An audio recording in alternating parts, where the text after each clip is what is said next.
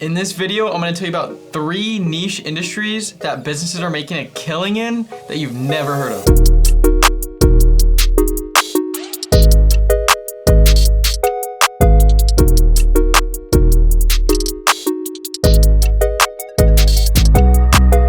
Number 1 is airport runway rubber removal services. I know that was a mouthful, but hear me out. Every time a plane comes in and out of the airport, it's taking off or landing at very high speeds and rubber gets etched in / burned into the ground. So imagine with LAX, for example, has 1,700 airplanes a day going in and out of LAX. So imagine all that rubber just getting burnt into the ground and etched into the ground. It creates unsafe landing conditions for pilots and passengers coming in and out of runways all over the world. So you need special trucks and special machines to actually remove this rubber from the concrete.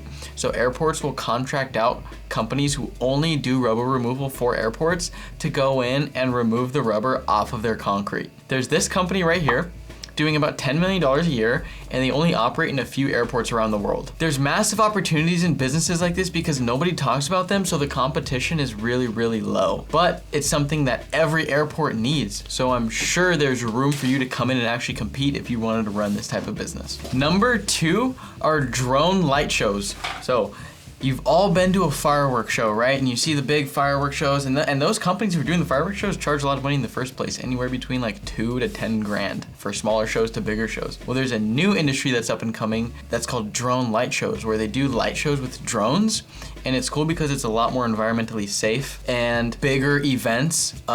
It's like if you've ever seen a drone light show, it's super, super cool. I've never seen one, but I was looking at pictures and videos and they look really cool. But things like the Olympics and big corporate events like CES, they'll pay for shows to be done. And for example, like Intel, the chip manufacturer, charges a minimum of $99,000 just to run a drone light show with like 50 drones. So if you can figure out how to actually operate these light shows with drones, you can print money because the market is so big for this type of things. Like, look at how big the firework industry is, and we're kind of moving away from that with with people wanting to be more environmentally conscious. There's gonna be a lot more demand, and frankly, drone light shows are a lot cooler than firework shows based on what I can see. Number 3, and this one is really, really boring, but hear me out here. You gotta hear me out here. Forklift training. So you might be thinking, why would I ever want to start a forklift training business? I love this business because one thing.